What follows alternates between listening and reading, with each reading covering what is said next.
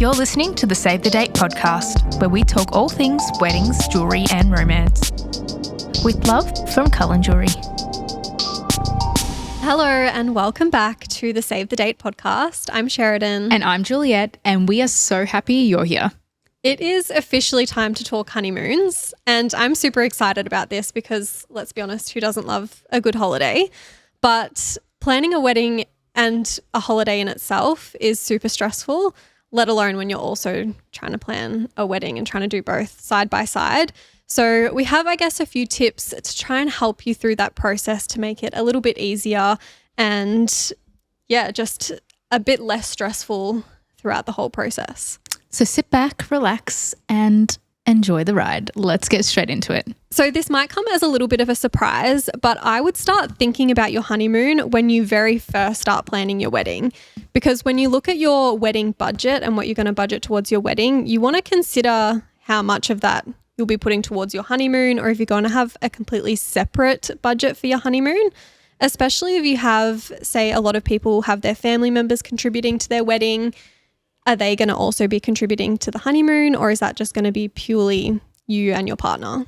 Yeah, and I mean, a lot of people go on overseas trips as well, so it would actually be a significant amount of money to put aside for your honeymoon.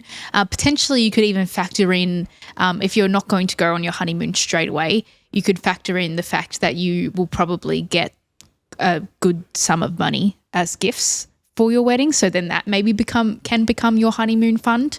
I suppose though with that you don't really know how much you're going to end up with. So it could be like a little bit touch and go. Yeah. But yeah, I guess that's something to keep in mind. It's definitely something to consider because I've seen a lot of weddings that have like a wishing well specifically as a honeymoon fund. So they know that all of the money, and your guests kind of know when they're giving you money for your wedding that that's where it's going to go towards to your honeymoon. Yeah, which is really sweet. I like that idea. Yeah, me too. I think about that a lot with like wishing wells, just in general for your wedding. I think it's nice for your guests to kind of know where it's going. I think more information is better than less when it comes to that kind of thing.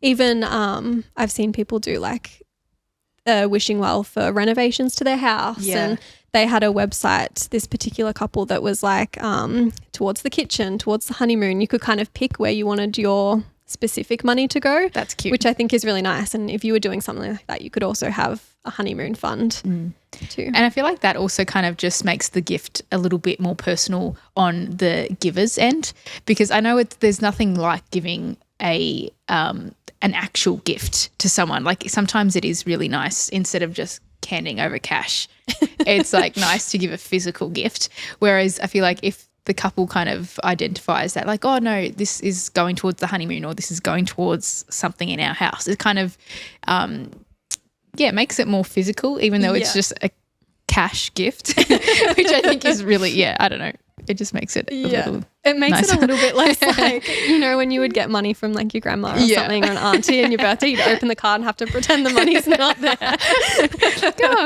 It's a bit more like, oh, like great, now I have money to go towards my honeymoon.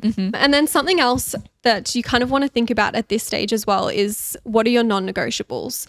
And that will kind of come into both your wedding and your honeymoon. So say you have a combined budget of whatever amount it is, it'll be different for everybody. But you'll have your non-negotiables for your wedding. So say, I don't know, one of your non-negotiables is a videographer, and then you'll also have your non-negotiables for your honeymoon, and whether that's, making sure you're staying at an all-inclusive resort, if that's the kind of honeymoon that you're wanting.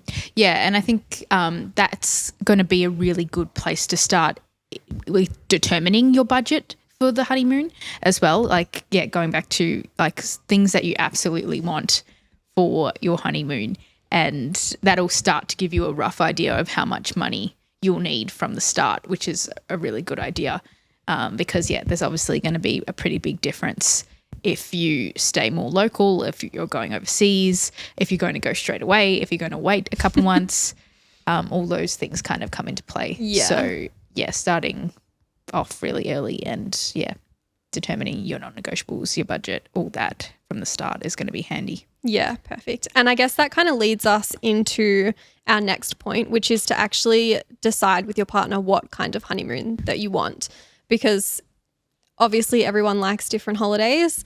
Do you want your honeymoon to literally be laying on the beach at an all-inclusive resort, drinking cocktails and not doing much else? Or are you wanting a honeymoon that's kind of backpacking around Europe or doing a road trip around your home country, or literally, just going on a little staycation close to home for a few nights? Yeah, it's nice to be also on the same page as your partner from, again, that very early stages, because, it's that first part of your married life that it's kind of christening you into your married life if you are choosing to go straight away. But even in general, I feel like your honeymoon is like that first big trip, or that first, I don't know, I feel like it just makes you feel like this is like, we're married now. It does, yeah. It's like that little time away from reality. Yes. Where you kind of get to soak in being married. And whether that's like, right after the wedding or if you wait a little bit of time. But yeah, it's definitely like you're still in your little bubble. Honeymoon, official honeymoon phase. That's not like the first 3 months of dating. Yes, for sure.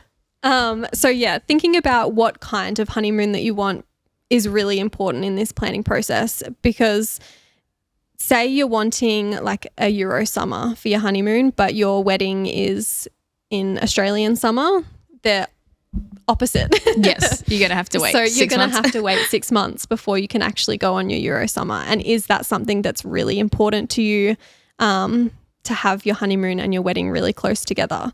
Because some people really value that. They want to be able to go straight away.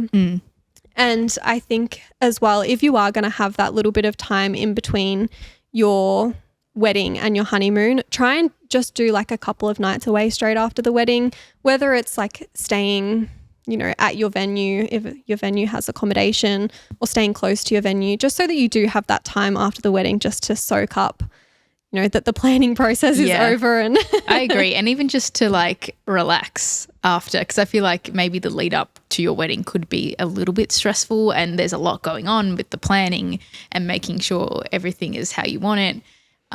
So it is really nice to kind of just have those couple days again where you're just in your own little bubble of you and your new husband or wife, and it's just the two of you that you don't need to think about anything else.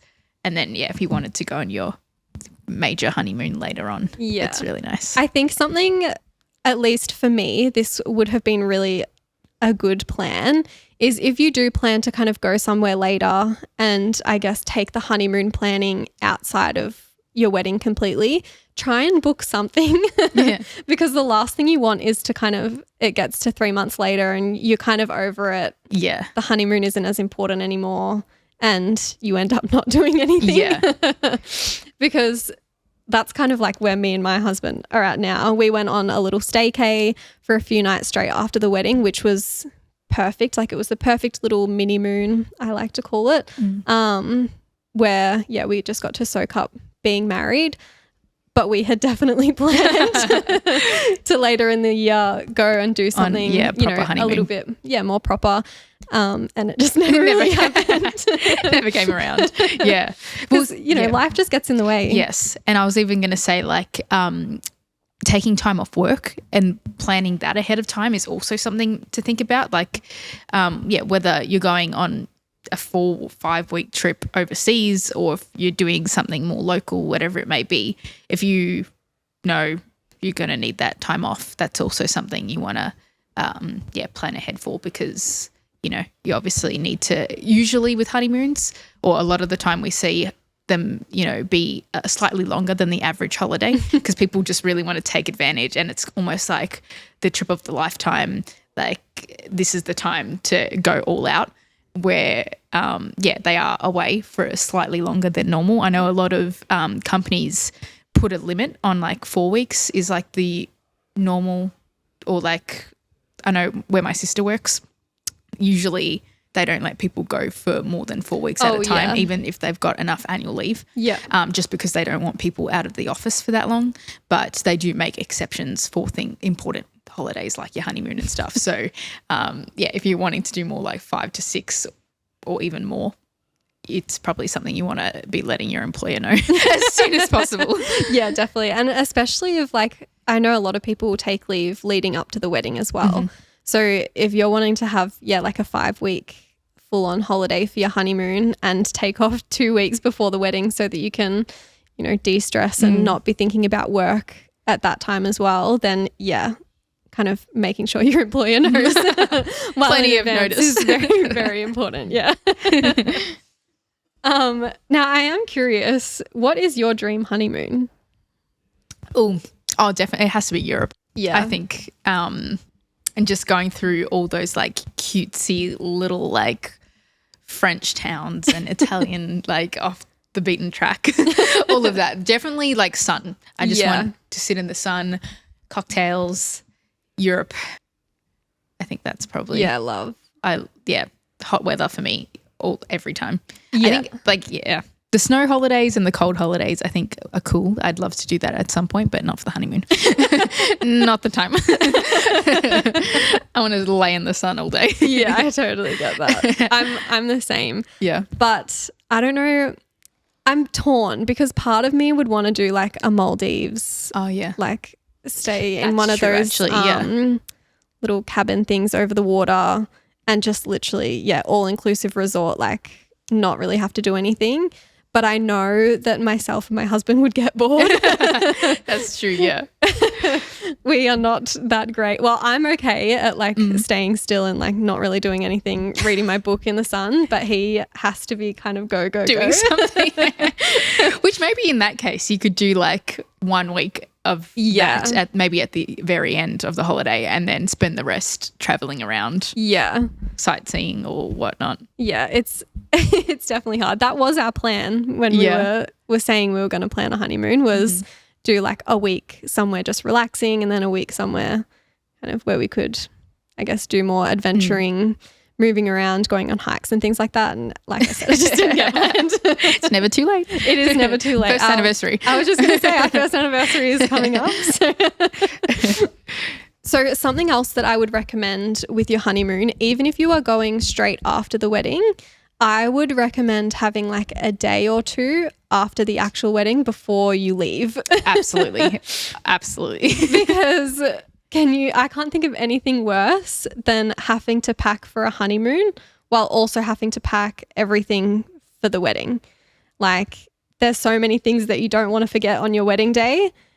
Can you imagine if you then also forgot your passport when you're about to head off on like a Euro summer? Yeah. Even in general, I feel like it's just a bit too rushed and you'll feel it'll make you stressed out just having to like, tie things up with the wedding stuff and then go straight to the airport or something like that. And I feel like it gives you some wiggle room with like, God forbid something goes slightly wrong after the wedding with one of your vendors that, I don't know, maybe something goes broken and you have to just stick around to like deal with that or, something along those lines where it's like at least you're not leaving straight away.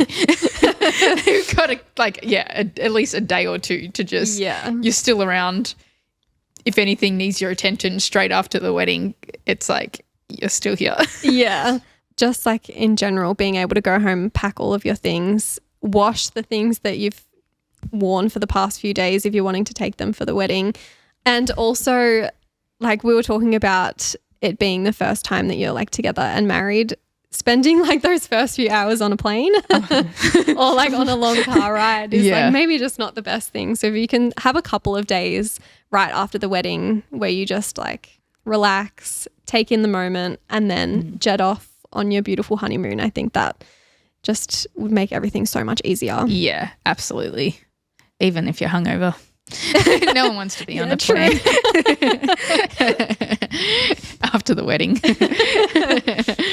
And then the last thing to consider is like peak season traveling and school holidays. Because if you're going somewhere, I mean, I know for us in Australia, like Queensland and the Gold Coast, Sunshine Coast are quite popular holiday destinations. And they're also very busy when it's school holidays. Yeah. So if your wedding is kind of coming up on a school holiday kind of thing and you're not wanting to spend your honeymoon with a whole bunch of school kids, it's just something else to consider. And also those holidays make things more expensive. Yes. those times of year. Yeah. Pricing goes up for flights, for accommodation, everything. And plus, everywhere will just be that little bit busier, that if you're trying to get in somewhere, you might have to wait longer or make extra bookings for restaurants and things like that. On that same note as well, because you mentioned Queensland or even like somewhere like Byron Bay, also remember there's schoolies at the end of November, December. And another week you don't want to be traveling if your wedding's at the end of the year. I think and anyone if like you're international and you want to come to Australia during that, like I think it's the last week of November, first week of December. So yeah, it's around that time. Don't go to Queensland. No. Because all the year 12s who are finishing high school, that is their party week, and you will be bombarded with just a bunch of 18-year-olds drinking, partying. So, and Queensland is like a hotspot for that. Yeah, Queensland is like the biggest hotspot for schoolies. Yes. So little tip. There we go. Don't forget that. So yeah, that's very good. I've literally heard people like accidentally do that and they're just like, what the hell is going on? And got caught up in all the schoolies. Oh my goodness. Yeah, that's definitely not ideal. Okay, this next tip is to start booking things, or at least looking at booking things around 12 months out from your honeymoon. It might seem like a really long time, and it doesn't necessarily mean that you have to actually book something in 12 months out, but keep an eye out, because from that time then you see sales. Things are generally cheaper when you book them further out than if you're trying to book something in, for a flight that's a month away. So yeah, definitely start looking early. Yeah, I agree. Again, like you said, prices will be a lot cheaper for you, but even something like if you're wanting to splurge on like a honeymoon suite at a hotel, usually there's only one or two available compared to all the other regular rooms. So if that's something that's important to you, again, that's may book up really quickly. So first in, best dressed, if you really want something special, or the room you're staying in to be special, also a good idea to do it as early as possible. Yeah, very smart. And also having everything booked in early, whether it's 12 months or 6 months, it kind of saves you from being a month out from the wedding and realizing you still have all of this honeymoon stuff to book in. Like I said, it just kind of adds on top of all of the wedding stress. So if you can kind of get as much of the honeymoon things out of the way really early, it's just going to alleviate that stress so much. And even if it comes to like you have restaurants that you really want to go to in the destination that you're going on your honeymoon, you can always book those in a couple of months in advance, especially if they're like a popular TikTok restaurant or something that you've seen that you really want to go to. They can book out really far in advance too, or otherwise you're left with like a massive line that goes 100 meters around the corner. So yeah, it just kind of saves you from being in the last month of wedding planning and trying to get those last minute things booked in. And it also gives you a bit of flexibility as well, in the sense that you can kind of decide throughout those 12 months exactly what you want to be doing while you're on that honeymoon, and book things in slowly. If it's, say you're going to Africa and you want to go on a safari tour, but you're not sure which one, you can kind of do that investigating and planning on which one is going to be the best. And just kind of have those things that you're looking at, but you don't have to kind of book them in so far out, but at least you kind of know what's coming. Yeah, and don't be afraid as well to even get some help from a travel agent for something like this. Even if you wouldn't normally do that. I mean, myself, I wouldn't normally go through a travel agent to book my holidays. I'm quite happy to do it myself. But like for something like that where, there's a lot of moving parts with the wedding and everything else going on, it's a good idea to get some extra help from a travel agent if you don't have the time to be doing that research yourself. If you're still full-time working as well as planning wedding stuff, it's like take the pressure off as much as possible. Also, having a travel agent, it just means that everything is literally just in one place for you. You don't even have to think about kind of compiling all of your things, from your accommodation to your flights to all of your, I guess, travel. it literally comes nicely packed in one little folder for you that's all you need to take with you. You don't have to worry about printing anything yourself or having everything in 20 different emails. So yeah, definitely will alleviate the stress when you're planning a wedding if you've got that I don't help. think it costs extra, does it, to have a travel agent? I don't think so. I don't believe so. I think they get commission from like... Yeah, they get like a percentage places. commission from your flights and your accommodation and everything. But I'm pretty sure like if you were to book through like a lot of those companies anyway, it's just part of the commission that the company would get that the travel agent gets. Yeah. So it's like, why not take advantage of someone helping you out for free?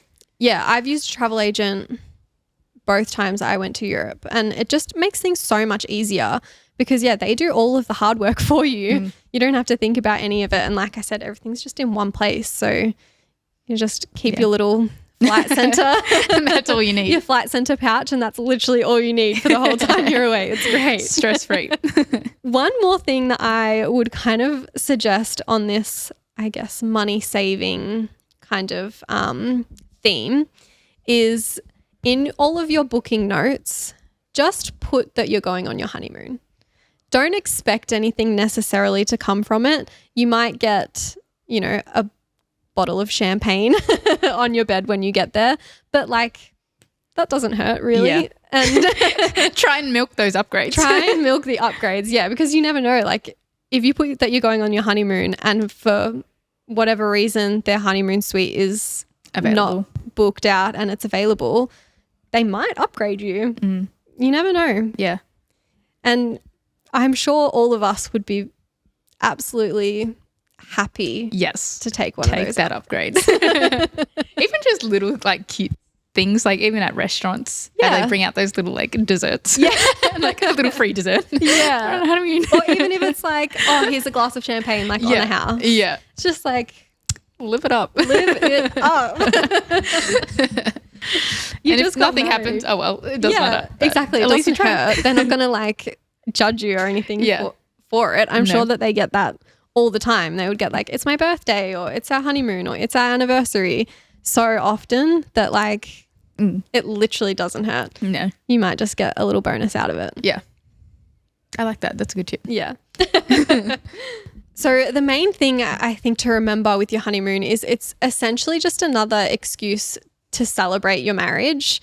So just try and remember that throughout the whole planning process, that this is another celebration of your marriage. Try not to put too much stress on it, because I think if you're stressing out and trying to make everything perfect throughout the planning process for your honeymoon, it just puts that much extra pressure on it when you actually get there, and it makes it that much harder to enjoy if things do go wrong, or if you do put that you're on your honeymoon and they don't give you anything, and then you know, if you've put that much pressure on it, you might just get disappointed. But it's just not worth it. Like at the end of the day, you're celebrating the fact that you've just married the love of your life. Yeah. And you're going to have fun with them no matter what. Yeah, you know? And exactly. like, honestly, if something does go wrong, just take it in your stride. It'll be funny in 6 months, I promise. It'll be a good story. Yeah. Yeah, literally. I'm sure by the time you get back from your honeymoon, everyone's asking what happened. You'll have a laugh about anything that did go wrong. So, yeah. Always remember, make sure you go back to the fact, always keep in mind that it's just, you know, you're celebrating love. Yeah. And that's an extension of that. Have fun with it. Yeah. And then I would just say make lots of memories, take lots of photos, and just have as much fun as you possibly can. Photos, especially if you're using money from your wishing well, everyone will want to see what an amazing honeymoon you went on. So take all the photos and brag all you like. Yes. Yes.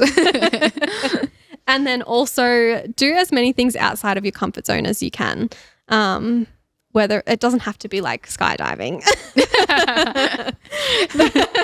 Not on my list. But like, say you don't like hiking and there's a really nice hike, go on the hike, because I'm sure the view will be worth it. Yeah. And you don't want to regret anything coming back from your honeymoon. You don't want to go, oh, I wish that I did that, or I wish I did this. You'd rather come back and go, I'm never doing that again. But at least we tried. But at least we tried it. Yeah, exactly. Yeah. And actually, I just had a thought with what you said about take lots of photos.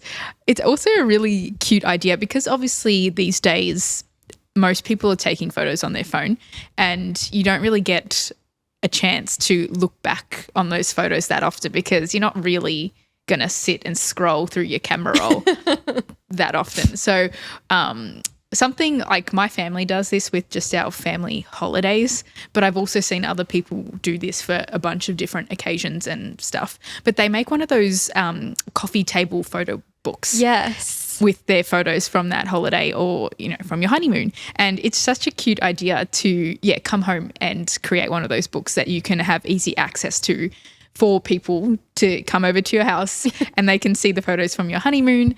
But even just for yourself to have them just really easy accessible. Yeah, you can just flick through when you're that's a beautiful idea. Having a cup of tea. And also like as much as like those coffee table photo books are really beautiful, it doesn't have to be anything like that. Even if you just literally get a cheap normal photo album book thing from the shops and print out all of your photos as normal and then just have them in your house on your bookshelf or something like that, you've got those photos that you can easily flick back through, because that is definitely something my dad always had. Like we had so many same. photo albums, and I would all the time, like when I lived with my parents, just go, I'm bored today. Yeah.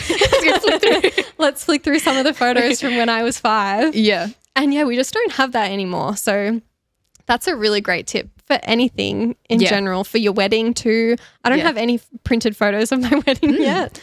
But like, you don't go back. Even like my cousin's doing it at the moment with her newborn. Oh, I think for the first year of his life, she's doing one every month. So it's 1 month, 2 months, 3 months.